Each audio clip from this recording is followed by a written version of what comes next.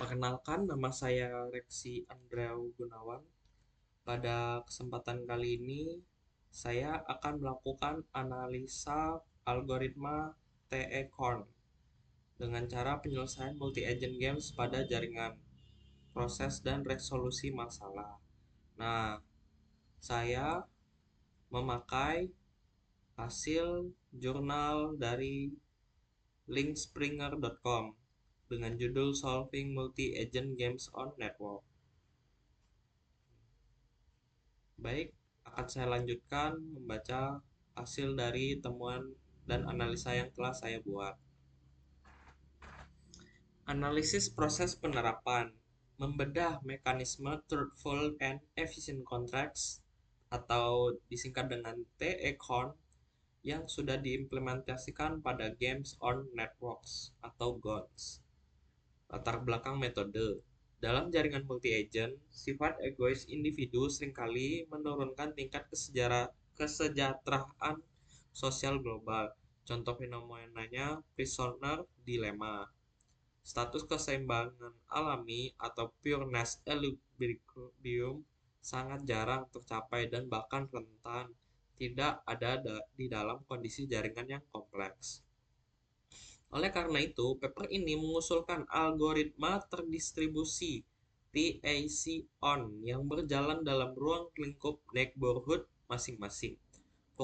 Fokus utamanya adalah integrasi Truthful Enforcing Mechanism atau mekanisme VCG untuk menjamin agen bermain secara kooperatif. Tahapan iterasi dari TAC-on. Pertama itu ada evaluasi utilitas. Mekanismenya meminta agent yang mendapat giliran untuk mendeklarasikan nilai utilitasnya terhadap semua opsi strategi, lalu mengumpulkan respon bidding dari tetangga di sekitarnya. Terus ada kalkulasi pajak. Sistem menghitung seberapa besar kerugian sosial yang diakibatkan oleh agent jika memilih strategi yang merugikan. Nilai ini menjadi biaya pajak yang dinamakan Clarke Pivot Payment. Terus ada best response. Agen memilih strategi akhir yang paling memaksimalkan keuntungan utilitas dikurangi beban pajak. Proses ini diulangi hingga seluruh jaringan agen mencapai titik equilibrium atau stabil. Studi kasusnya public goods. Permasalahan jaringan PPG. Dalam public goods game, setiap agent tidak bermain satu lawan satu, melainkan berinteraksi secara masif dengan seluruh tetangganya secara bersamaan. Masalah utamanya yang muncul adalah anomali free riding, di mana agent mengambil keuntungan dari usaha orang lain tanpa memberikan modal. Nah, adaptasi algoritma TAC-on. Pada kasus ini, TAC-on tidak menggunakan bidding statis, namun mengimplementasikan metode strategic bids atau look ahead consideration. Agen mengalkulasikan penawaran berdasarkan potensi respon terbaik di masa depan. Meskipun ini merubah dinamika, algoritma terbukti tetap mempertaruhkan struktur konvergensi.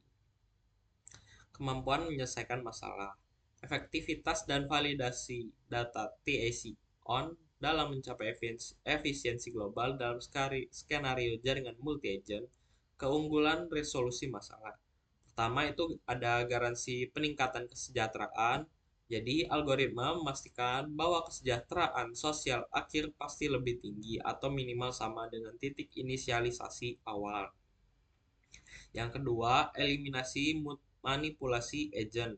Mekanisme pelelangan VCG dirancang secara truthful, sehingga menipu mekanisme tidak akan memberi keuntungan ekonomi kepada agent.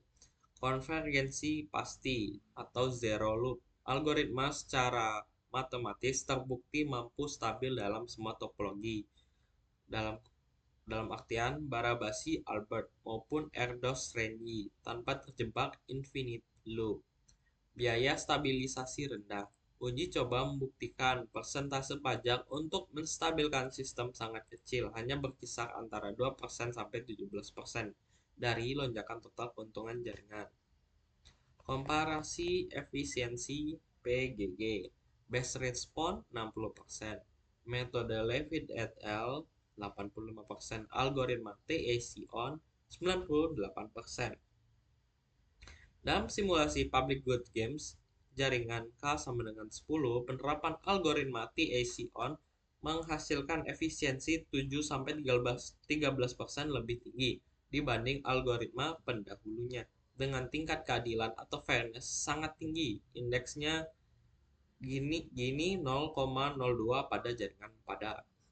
Ide pengembangan lanjut menggabungkan mekanisme VCG ini dengan reinforcement learning untuk akurasi prediksi multilangkah, look ahead agent, serta mengadopsi kalkulasi real time untuk topologi jaringan yang dinamis dan fluktuatif.